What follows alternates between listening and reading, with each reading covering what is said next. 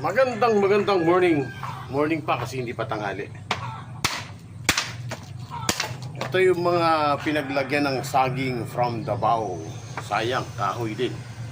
Oo. Dito na ako nagkakape, nagluluto kung ano-ano. Oo.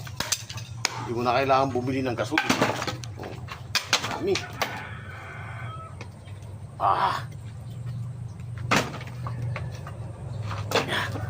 Okay.